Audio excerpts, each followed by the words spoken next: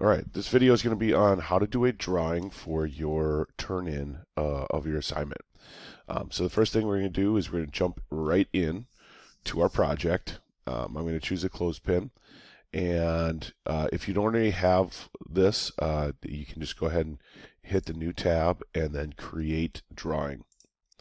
Once you create drawing, because we're using the free version, you're going to use this ANSI inch.dwt template.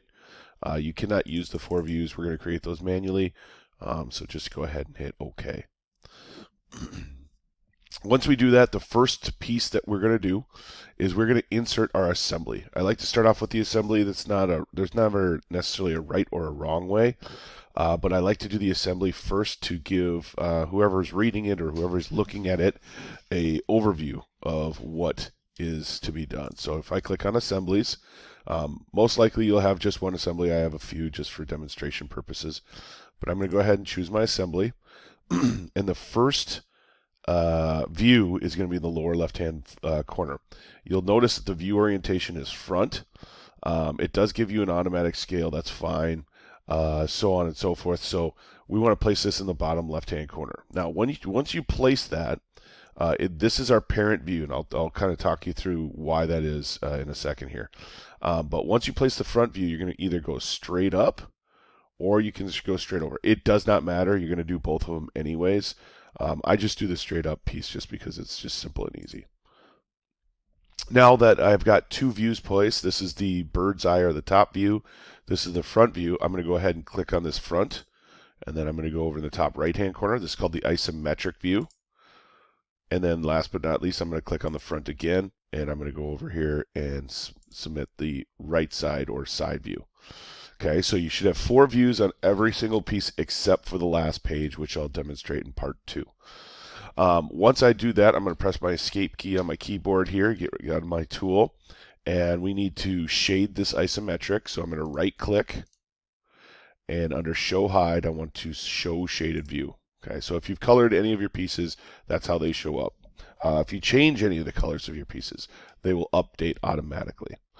All right, so once I've done that, we're simply going to go ahead and start dimensioning the overall dimensions. So first and foremost, I got to find my dimension key, which is right here, or I can press D on the keyboard. And I want to make sure that I'm clicking on the furthest out or the outermost portion, and click on both of those. Then I'm going to move up. And we always want to put our measurements towards another view. Okay, so the total width of this is 18 inches. I want it towards the top. And then the total height of this, I want it towards the right side. The front view is usually the view that gives you the most detail. It's the largest of all if you've done it correctly or if you've done it the way I've showed you. All right, so as right now we have the isometric shaded, we have the total width, total height, but we don't have the total thickness. The total thickness can literally be done either on the top or the right side. They both share that contour.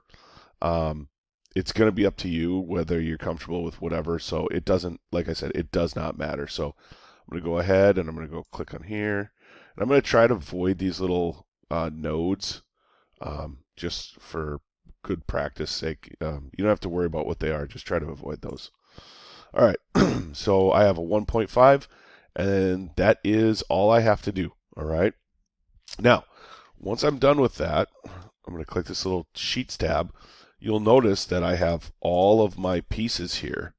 My assembly 2 with my front being the parent. So I could do a projected view for the top, the isometric, and the right off of the front. You'll also notice that if I move this around, it moves with it. Okay. So if I move this over, the top will follow. If I move this up, the right will follow. Okay. So they're attached. The isometric, not so much. It's kind of like a distant cousin, so to speak. So once I have that, you're going to go ahead and you're going to have a new sheet. And we're going to follow the exact same process. But now, instead of the assembly, we are going to jump in and you're going to start doing all of your parts. So in order to do that, I'm going to hit Insert. And I'm going to stay on Part Studios. I'm not going to do the assembly.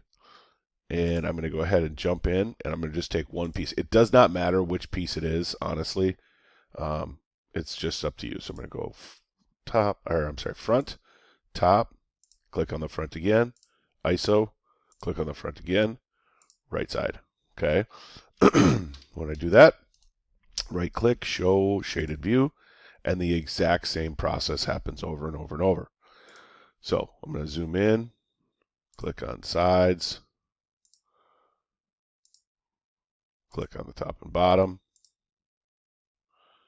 I try to keep that number nice and clean so you can see it well. This time I'm going to do the right side. Boom, just like so. And that's all I'm doing is I'm giving overall dimensions. Okay. So once I'm done with that, I'm going to go ahead and add a new sheet. I'm going to insert. I'm going to choose the side piece this time. So I'll do this really quick. You'll see how quick it can go.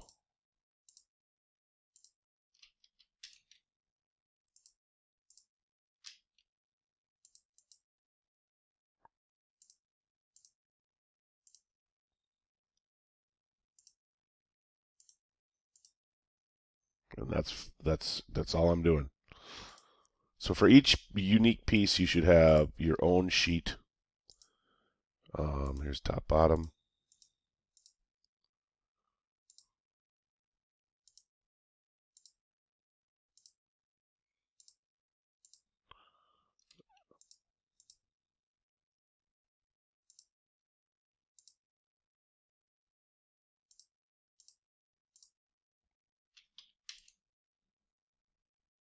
And I'm done.